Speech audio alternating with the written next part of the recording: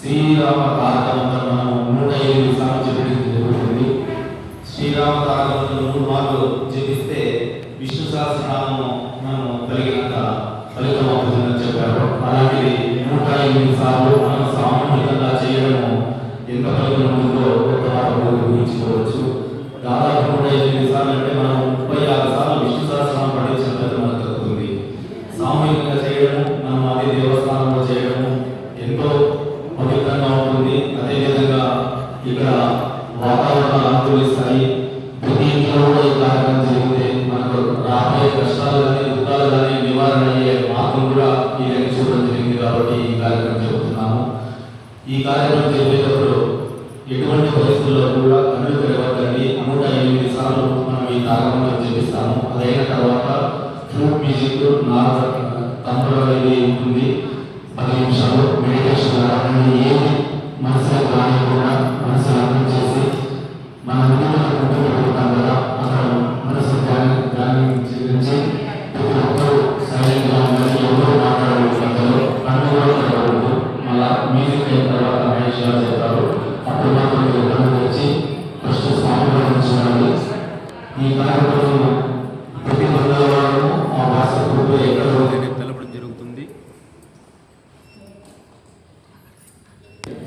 మనం తారక మంత్రం జపిస్తాము. దయచేసి ఎవరు కూడా మాట్లాడద్దండి. మనం కళ్ళు మూసుకొని ఎందుకు చేయాలని చెప్తున్నామంటే మన ఆలోచన కంటే ఫాస్ట్గా మన మనసు ఎదుర్కొంటుంది. చిలపదన్న ఆ షర్ట్ వేసుకున్న నాకు అట్లా షర్ట్ ఉందనే ఎల్లరు ఆగలరు అనేటివి. అందుకు మనసు పక్కకు వెళ్లకుండా కళ్ళు మూసుకొని చేయాలనే ఉద్దేశం, అది తప్పితే వేరేం కాదు. కాబట్టి భక్తినంతా నిమగ్నం చేసి సీతారాముల వారి ఆశీర్వాదాన్ని పొందవలసిందిగా కోరుతున్నాము. ఈ కార్యక్రమం ఎవరింట్లో జరిపినా కూడా కేవలం ఒక ఫోటో పెట్టడం సీతారాముల వారి పరివారంది, ఒక పూలహారం వేస్తాము, అరటిపండ్లు తాంబూలం పెట్టడము, ఒక టెంకాయ కొట్టడము, తర్వాత ప్రసాదంగా మీరు ఏదైనా పెట్టచ్చు, గుగ్గిళ్ళు పెట్టచ్చు, చిత్రాన్నం పెట్టచ్చు, ఏదైనా అన్న పదార్థము.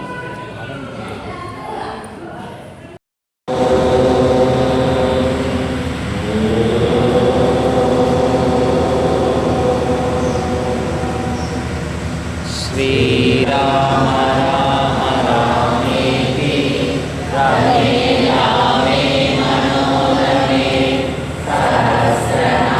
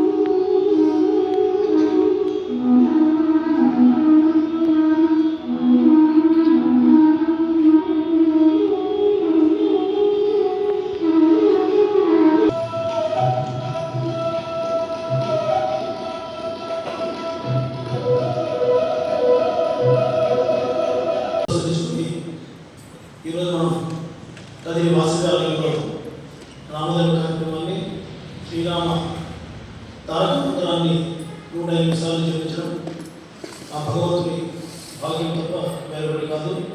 ఆ సీతారామచంద్ర వారి ఆశీస్సులతో ఈ మహాత్మ్యాన్ని కల్పించినందుకు వారికి మనం సదా రుణపడి ఉంటాము. నాకు తెలిసి ఇక్కడ కూర్చున్నంతసేపు 108 సార్లు తారక మంత్రం జపించినప్పుడు కొన్ని ఆలోచనలు స్టార్టింగ్ అయితే వచ్చాయి. బాలాజీ ఎంత చెప్పినప్పటికీ ఆలోచనలు అయితే స్టాప్ కాలేదు. ఆలోచనలు బలవంతంగా స్టాప్ చేసిన తర్వాత కళ్ళ ముందర రామవారి గ్రహం మనం తలుచుకుంటూ వస్తే రామవారి గ్రహం అక్షరం కనపడింది. చాలా సంతోషంగా నాకు. జై శ్రీరామ్. జై శ్రీ రామ అంటే రక్షిస్తాడట.